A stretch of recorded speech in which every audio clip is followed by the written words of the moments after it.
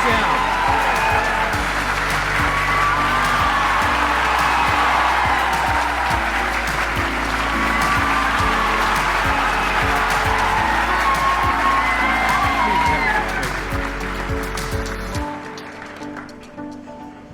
इससे पहले कि ऑडियंस आपसे कुछ पूछे या इंटरेक्ट करे, मेरे माइंड में एक क्वेश्चन है आपके लिए जी। जो बच्चे हैं वो आपके इतने दीवाने क्यों हैं, इतने पागल क्यों हैं आपके पीछे? मतलब मेरे कमेंट सेक्शन में भरा पड़ा था खान सर कब आएंगे, खान सर कब आएंगे। मतलब ऐसा क्या जादू कर दिया आपने बच्चों के ऊपर?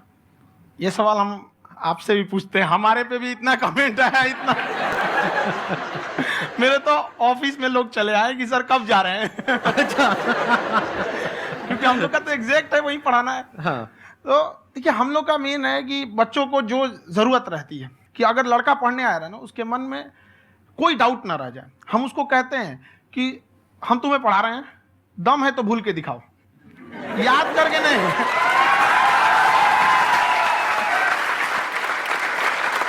प्लस आप जिस प्राइस पॉइंट पे पढ़ा रहे हैं, आई थिंक वो सबसे कम है, वो बहुत ही कम है। सर ये जो फीस का कल्चर है, हाँ। ये हमारा इंडियन कल्चर नहीं है।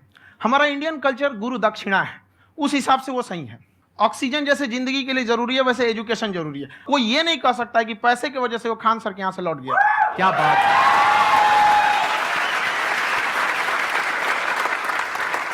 मैंने देखा कि आपका ये जो चैनल है कि ये पिछले 3 साल के अंदर अंदर ही ग्रो किया है। हमको जब चैनल शुरू हुआ तो एक दिन में हम 4-5 वीडियो बनाए।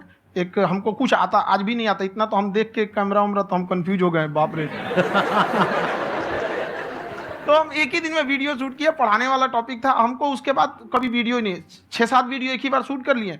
और एक जो थे जिनका कैमरा वगैरह था, मेरे पास कैमरे भी नहीं थे उस टाइम, और कैमरा 35,000 का था, तो 6 महीना इसी में लग गया, जो 35,000 इसी में फंस जाएगा। तो उनके कैमरे से शूट किए, उन्होंने कोई चार्ज लिया, उसके बाद हम छोड़ ही दिए। लॉकडाउन लगा, तब हम कहें आप कैसे पढ़ाएंगे, हो तो 1 दिन 2 दिन करते करते अचानक लंबा हो गया। तब हमको याद आया कि ओहो मेरा एक चैनल भी है वहाँ पे। तो उस समय उस पर लगभग 30,000 सब्सक्राइबर हो चुके थे। तो जैसे लॉकडाउन लगा तो उस पर पढ़ाना चालू किया, और पता नहीं क्या लोगों को पढ़ाई में इतना इंटरेस्ट आ गया कि आपका स्टाइल ऐसा है थोड़ा सा, आप आई थिंक पढ़ाई के साथ साथ में जो बीच बीच में आप थोड़ा बहुत छोड़ते रहते हैं ना, मतलब जो एंटरटेनमेंट चलता रहता है। ये बात हम देखिए, जब हम गुलाम थे ना, तो अंग्रेजों ने एक चाल चला था कि भारत को हम फिजिकली गुलाम रखेंगे 100-200 साल, मेंटली 1000 साल कर देंगे। उन्होंने पढ़ाई का मॉडल चेंज कर दिया। उन्होंने ऐसा डिजाइन किया कि ये टीचर की रिस्पॉन्सिबिलिटी है, वो पढ़ा के चला जाए। टीचर की रिस्पॉन्सिबिलिटी यहाँ खत्म नहीं हो जाती। पढ़ाना तो कोई भी पढ़ा सकता है, टीचर की इससे बड़ी रिस्पॉन्सिबिलिटी होती है उसे समझाना। वो समझा कि नहीं समझा। अगर लड़का आपके समझाने के बाद डाउट रह गया तो ये आपकी गलती है। लड़का हमसे पूछता है सर इतनी भीड़ है आपके पास, तो कहे सर डाउट कैसे पूछेंगे? हम कह रहे यार तुम्हारा डाउट बचेगा तब ना पूछेगा तुम डाउट यहाँ पे।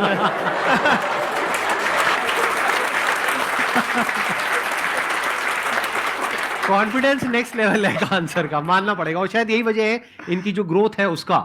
किसी ने शायद सपने में भी नहीं सोचा होगा कि पिछले 2 साल के अंदर अंदर जो आपके चैनल की ग्रोथ हुई है, जैसे आप खुद ही बता रहे हैं कि लॉकडाउन के टाइम पे आपके 30,000 के करीब सब्सक्राइबर्स थे, आज की डेट में 17 मिलियन है। और मेरा एक क्वेश्चन और है, इससे पहले कि ऑडियंस में से आपसे कोई क्वेश्चन पूछे, कि कई बार आप ऐसे भी टॉपिक्स टच करते हैं जो थोड़े से कंट्रोवर्शियल हैं या थोड़े से सेंसिटिव हैं, जिसके ऊपर बात करने की हिम्मत आई थिंक बहुत ही कम लोगों में है। तो आपको कभी ये नहीं लगता है कि कहीं ज्यादा तो नहीं हो रहा है, इसको थोड़ा रोक देते हैं, थोड़ा कम कर देते हैं? क्योंकि कोई लाइन ही नहीं है वैसे तो बोलने को, तो आप कुछ भी बोल दो, कितना भी बोल दो।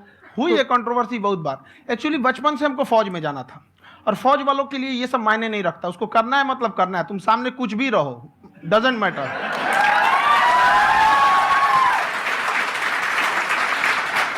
और मैंने YouTube पे देखा कुछ वीडियोस में कि आपका जो इंस्टीट्यूट है वहां पर आज से कुछ साल पहले कुछ बम गिरे थे। हाँ, कुछ गिरे थे, कुछ तो बहुत सॉलिड जगह गिरा था, फटा नहीं वो।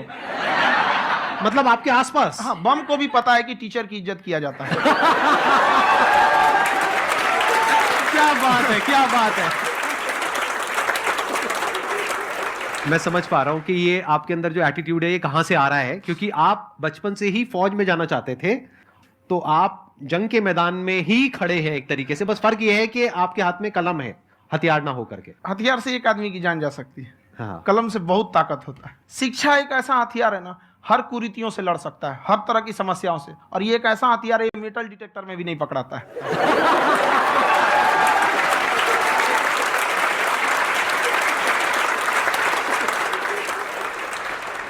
मेरा क्वेश्चन ये है कि अभी प्राइवेट ऑर्गेनाइजेशंस में पीटने का, पनिशमेंट का ये सिस्टम जो है खत्म हो गया है।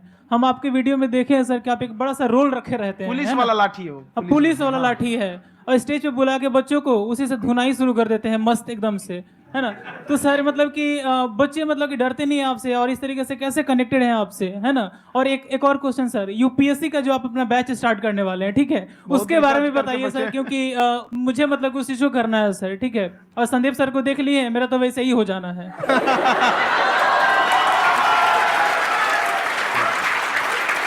क्या हो जाना है? मेरा पूरा कंप्लीट करो।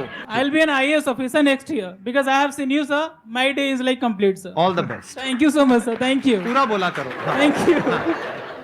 देखिए, लड़कों को जहां तक पीटने की बात है, जब पढ़ाने की बात आएगी तो उसको हम पूरे बेहतरीन ढंग से पढ़ाएंगे, लेकिन जब सजा देने की बात आएगी ना, तो वो भी बेहतरीन ढंग से होगा। ऐसा थोड़ी होगा कि बस एक ही चीज बेहतरीन ढंग से होगा।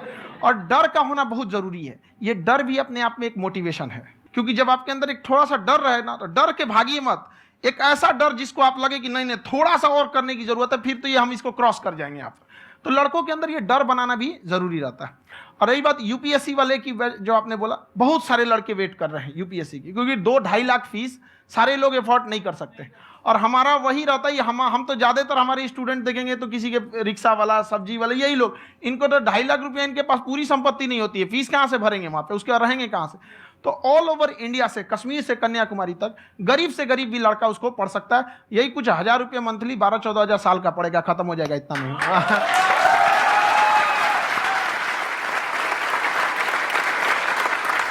ये जो डंडे वाली बात इन्होंने कही, ये सच है? मतलब आप हाँ, सच में एक डंडा रखते हो पुलिस का ही है वो, और मारते हो? हाँ।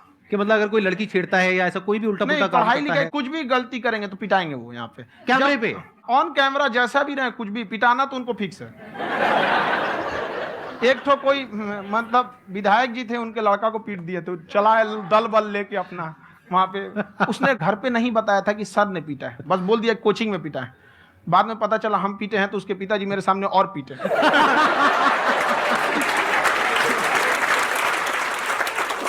सर आपका सबसे बड़ा डर क्या है, आप दोनों का? फौजी को डरे नहीं लगता है। बाकी अब सर से पूछिए। आज के सेशन से पहले कोई डर नहीं था, लेकिन अब मुझे इनकी डंडे वाली कहानियां सुन करके डर लग रहा है कि कहीं मैंने गलती से कुछ बोल दिया अरे ऐसा और नहीं। इन्होंने कहीं पीछे कुछ रखा हुआ है और यहीं आ करके अगर इन्होंने मेरी पिटाई कर दी तो बहुत बुरा हो जाएगा। तो इसलिए हमको थोड़ा डर लग रहा है।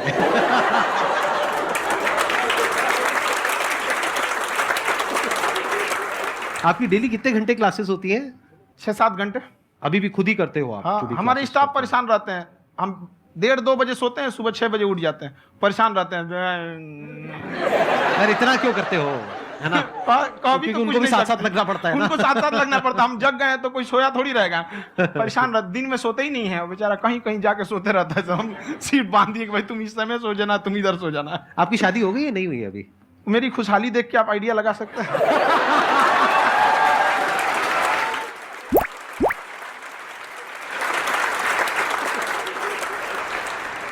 First of all I would like to say sir thank you so much to you and to your team कि आपने मुझे यहाँ आने का मौका दिया। एंड सर अब तक मैंने आपको सिर्फ फ़ोन या लैपटॉप में ही देखा है दोनों को, आज फर्स्ट टाइम लाइव देख रही हूँ तो बहुत अच्छा लग रहा है। तो मेरा क्वेश्चन ये है सर आपसे, जब हम लाइफ में कोई डिसीज़न लेते हैं कि हमें ये पर्टिकुलर चीज़ करनी है, और क्योंकि हम डिसीज़न लेते हैं तो हमारी आदत है कि पहले हम 4 लोगों से पूछते हैं कि तू बता तेरी क्या राय है, तू बता तेरी क्या राय है।